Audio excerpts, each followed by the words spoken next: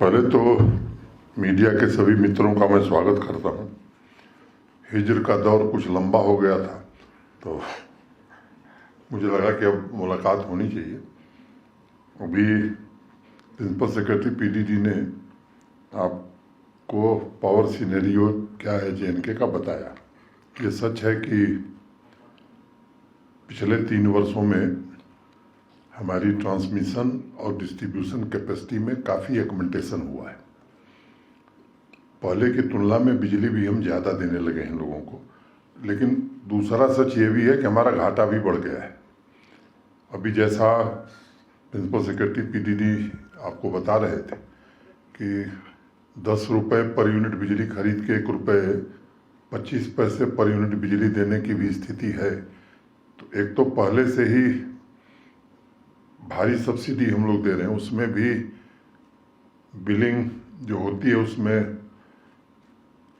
कितना पैसा आता है आप सब जानते हैं। आरडीएसएस के अंतर्गत बड़े पैमाने पर मीटरिंग हो, इसकी कोशिश की जा रही है। जो पहले चरण में ये कोशिश है कि श्रीनगर जम्मू, उसके बाद जम्मू कश्मीर के बड़े शहरों में स्मार्ट मीटर लगाया जाए। कई प्रकार की भ्रांतियाँ लोगों के बीच थीं, कुछ जानबूझ करके बनाई गई थी, उसके भी इंतजामात पीडीडी डिपार्टमेंट ने किए हैं। किसी को भी अगर संदेह है कि हमारी बिलिंग ठीक नहीं है तो मीटर टेस्ट किया जा सकता है। रैंडमली भी हम लोग टेस्ट करा रहे हैं और जहाँ से शिकायत आ रही है उनके मीटर भी टेस्ट कराए जा रहे हैं। तो ये मैं आपको आश्वस्त करना चाहता हूँ कि एक तो मीटर से जो बिल आएगी वो सही आएगी। इसमें आपका सहयोग बड़ा अपेक्षित है, क्योंकि ये स्थिति लंबे समय तक चलाना ये बड़ा मुश्किल काम होगा। दूसरी कोशिश ये होगी कि जिन फीडर्स को 100% स्मार्ट मीटर से जोड़ दिया गया है वहाँ न्यूनतम कटौती, मिनिमम कर्टेलमेंट हो। और एक स्थिति हम लोग ऐसी बनाना चाहते हैं कि जो 100% मीटर्ड फीडर है, जहाँ से पैसा मिल रहा है, वहाँ 24 घंटे बिजली अगर लोग चाहते हैं तो 24 घंटे बिजली उपलब्ध कराई जा सके।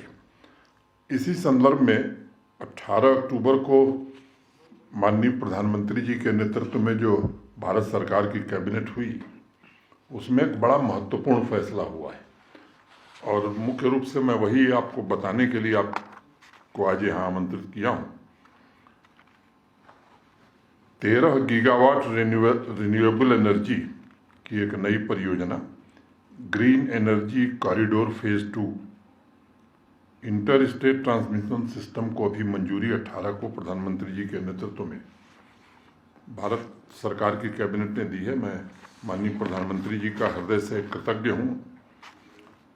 मुझे लगता है कि इस योजना का लाभ जो देश को मिलेगा उस पहलू पर मैं कम जाऊँगा।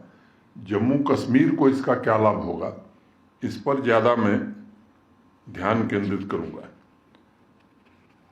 पिछले 2 वर्षों से हम लोग खुद भी इस परियोजना के लिए दिल्ली में पावर मिनिस्टर साहब के साथ भी बैठक हुई। हमारे प्रिंसिपल सेक्रेटरी पीडीडी अनवरत इसको लेकर के प्रयत्नशील थे और पावर डेफिसिट होने की वजह से मैं जानता हूँ कि यहाँ एक दुर्व्यवस्था थी। जम्मू कश्मीर की आवाम को तकलीफ़ें भी झेलनी पड़ती थी। अब पर इस परियोजना की पृष्ठभूमि और डिटेल थोड़ा मैं बता दूं, फिर मैं जम्मू कश्मीर पर आता हूं।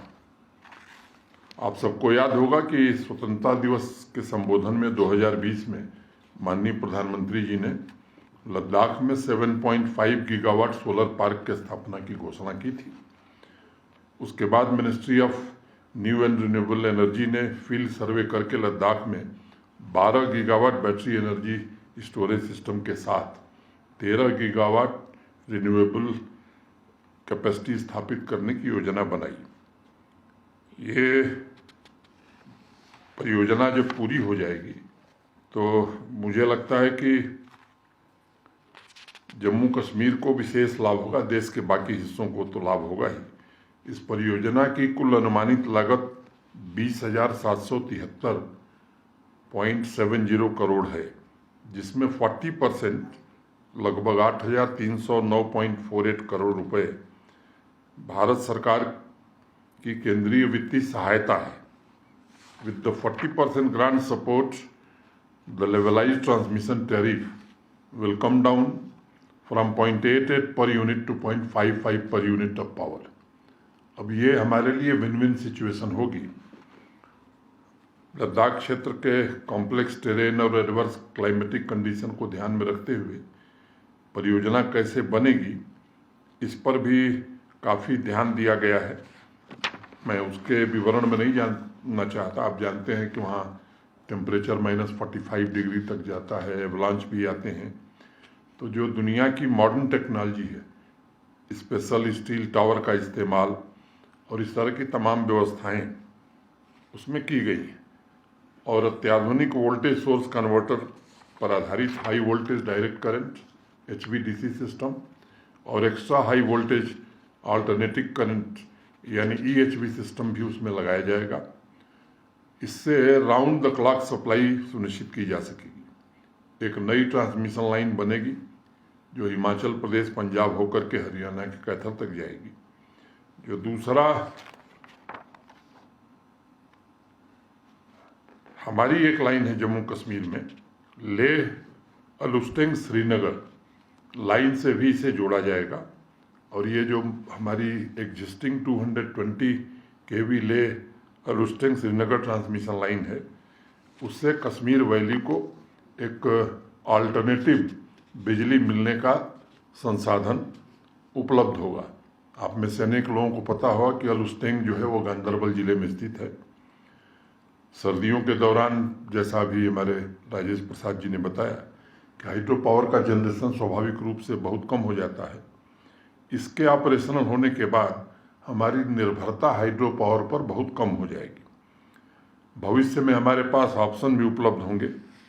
एक अलग से 400 kVA की ट्रांसमिशन लाइन डेडिकेटेड कश्मीर के लिए बने, इसको भी हम लोग बहुत दिन से परसू कर रहे हैं और ये भारत सरकार में विचाराधीन है। लेकिन ये जो 220 kV अलुस्टेंग ग्रिड को 220 kV जैन कोट ग्रिड से पहले से ही जोड़ा जा चुका है और इसके अतिरिक्त ये 220 kV मीर बाजार ग्रिड को भी अलुस्टेंग ग्रिड से जोड़ने का काम तेजी से चल रहा है और ये शीघ्र पूरा हो जाएगा। अब आपको बताया इन्होंने कि हमारी एनर्जी डेफिसिट की वजह से बाहर से अतिरिक्त बिजली काफ़ी महंगे दाम पर खरीदी जा रही है। इस परियोजना के पूरा होने पर राउंड द क्लॉक बिजली की उपलब्धता हमें सुनिश्चित होगी। लद्दाख से कश्मीर तक रिन्यूएबल एनर्जी ट्रांसफर से जम्मू क्षेत्र में भी बिजली की स्थिति में बड़ा सुधार होगा, क्योंकि मौजूदा सेंट्रल सेक्टर ग्रिड अर्थात जम्मू में स्थित 400 kV किशनपुर जटवाल ग्रिड से कश्मीर घाटी में बिजली का जो हम ट्रांसफ़र करते हैं वो प्रोपोर्शनेटली कम हो जाएगा। इसलिए जम्मू रीजन को भी इसका काफ़ी लाभ मिलेगा। एक सच्चाई ये भी है कि हमारी जो जोग्राफिकल पोजीशन है कश्मीर की, वो इंटर स्टेट ट्रांसमिशन सिस्टम के अंतिम छोर पर हम हैं और इसी सिस्टम के माध्यम से देश भर में, चाहे वो न्यूक्लियर पावर हो, थर्मल पावर हो, बिजली पहुंचाई जाती है। अब अंतिम छोर पर होने के कारण हमारे यहाँ लो वोल्टेज की समस्या ये बराबर बनी रहती है। लेकिन battery energy storage system supported जो नई परियोजना है, उसके कारण ये लो वोल्टेज से भी हमको पूरी तरह से निजात मिल जाएगा। दूसरा, ये ग्रीन एनर्जी प्रोजेक्ट है, तो कार्बन फुटप्रिंट भी मैं समझता हूँ कि पूरी तरह से कम होगा और एक फ्रेजाइल इन्वायरमेंट के प्रोटेक्शन में जम्मू कश्मीर के लोगों को भारी मदद मिलेगी। तो मुझे लगता है कि मोटे तौर पर जो इस प्रोजेक्ट के मुख्य बिंदु थे मैंने आपके समक्ष रखा है। कश्मीर वैली में ट्रांसमिशन सिस्टम में रिडंडेंसी भी क्रिएट होगी और डिजास्टर के दौरान बिजली सेक्टर में होने वाली परेशानी से भी हम सबको मुक्ति मिलेगी। जम्मू कश्मीर प्रशासन ने लद्दाख से कश्मीर वैली तक, मैंने पहले बताया कि एक नई 400 kV ट्रांसमिशन लाइन बिछाने का प्रस्ताव भारत सरकार को दिया है। 400 kV किशनपुर, बागूरा और सांबा जतवाल अमरगढ़ ट्रांसमिशन लाइनों के अलावा कश्मीर वैली के लिए 400 केवी लेवल पर ऊर्जा का ये थर्ड सोर्स होगा। और ये नई 400 केवी लाइन कश्मीर वैली की भविष्य की जितनी ज़रूरतें हैं, वो इंडस्ट्रियल हो या डोमेस्टिक हो, इससे सब हम पूरा कर पाएंगे। तो मुझे लगता है कि बिजली की स्थिति इस परियोजना से सबसे ज़्यादा लाभ जम्मू कश्मीर को ही मिलने वाला है। विंटर प्रिपेयर्डनेस को लेकर के भी प्रशासन पूरी तरह से संवेदनशीलता के साथ काम कर रहा है। बिजली के बारे में विस्तार से बताया गया है। स्नो क्लियरेंस को लेकर के भी आज मैं कह सकता हूं कि पहले की तुलना में मॉडर्न इक्विपमेंट और मशीन्स हमारे पास बड़ी संख्या में आ गई। जो सड़क हमारी डैमेज होती थी, अब कटर लोहे के स्थान पर वो अब लोहे के कटर नहीं है जो अभी नई मशीनें आई हैं, तो उसमें भी हम अच्छी स्थिति में हैं। राशन, पेट्रोल, डीजल, गैस, इन सब का पर्याप्त स्टॉक, दवा, इसकी कोई दिक्कत ना हो, ये सारे इंतजाम कर लिए गए हैं।